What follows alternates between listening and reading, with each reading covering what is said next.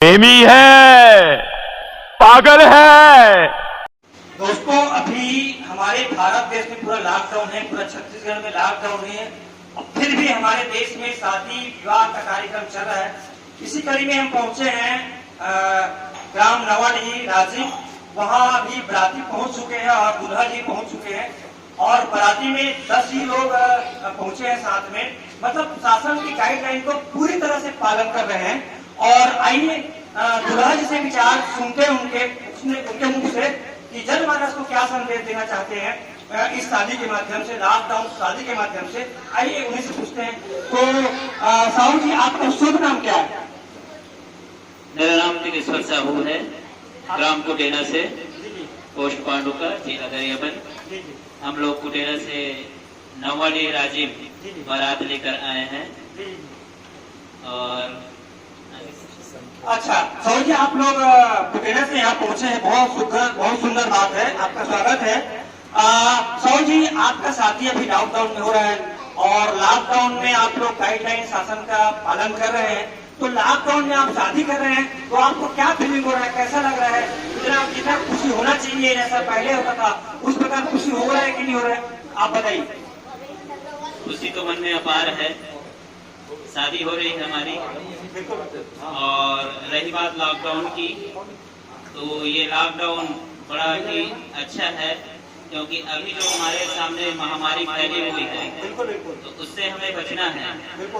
तो social distancing वही होगा जहाँ लोग कम रहेंगे। तो कम बाराती लेकर आए हैं और proper social distancing, hand washing, sanitizer proper use कर रहे हैं, मास्क भी लगा रहे हैं। और ये हमारे पूरे छत्तीसगढ़ नहीं, पूरे भारत के लिए एक संदेश देता है कि लॉकडाउन रहे या ना रहे, शादी ऐसे ही कम संख्या में निपटाया जाए। इससे बहुत से फायदे हैं। एक तो पैसे की फिजूल जो बर्बादी होती है वो नहीं होगा। दूसरा कि जितना सामान जो खपत होना है उससे कम खर्चे में सब चीज निपट जाएगा। और जो अभी बीमारी है उसके फैलने का कोई चांस नहीं, क्योंकि हम पूरे शासन के नियम का पालन कर रहे हैं और अपने साथ आए बारातियों से कि लॉकडाउन का और जो गाइडलाइंस है उनका पालन करवा रहे हैं। तो मेरा कहना यही है कि शादी उत्साह ये तो मन से होती है, ना कि भीड़ से होती है। तो खुशी मन में ही रखो, उसे जताने के लिए या और कुछ करने के लिए बाहरी आडंबर दिखावा ये चीज से बच के रखो। शराब, नशा, ये सब चीज से दूर रहो। तो बस सर बढ़िया है, ऐसे ही होना चाहिए शादी। और आप पहले जमाने में, पहले समय में जब लॉकडाउन नहीं था तो घोड़ा, बराती, बाजा दुनिया भर का होता था, तो उससे अच्छा आपको शादी इसमें लग रहा है? जी सर, है ना? जी सर, यही बात है।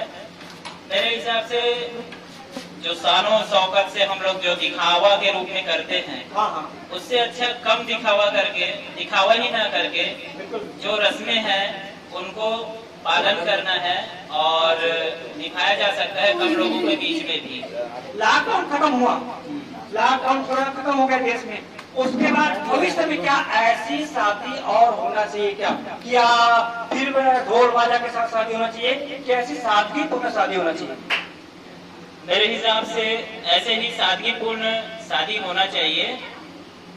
एंजॉयमेंट तो बनता है, लेकिन जरूरी नहीं है कि उसके लिए उतना दिखावा करना पड़े। ढोल बाजे नगाड़े, उत्साह मन से होता है, मैंने कहा। बिल्कुल।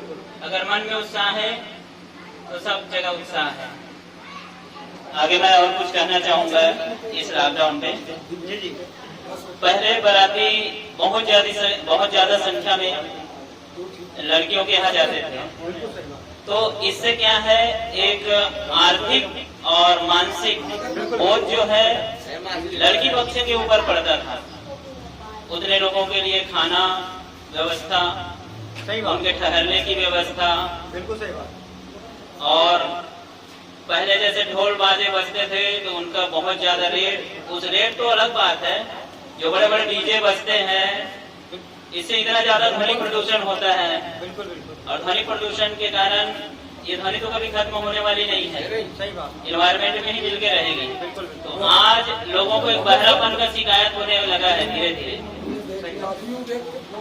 तो हम जो है ऐसे ही शादी करें, ना ज्यादा शोरगुल, ना ज्यादा भीड़ भड़ाका, न लड़के वाले के ऊपर ज्यादा कोई काम का बोझ, और ना ही लड़कियों के ऊपर शादी का खर्चा का बोझ। तो बहुत ही सुंदर ढंग से ये जो नियम चल रहा है बड़ा ही अच्छा लग रहा है, और लॉकडाउन के बाद भी ये नियम ऐसे ही चलते रहे, इसी आशा के साथ।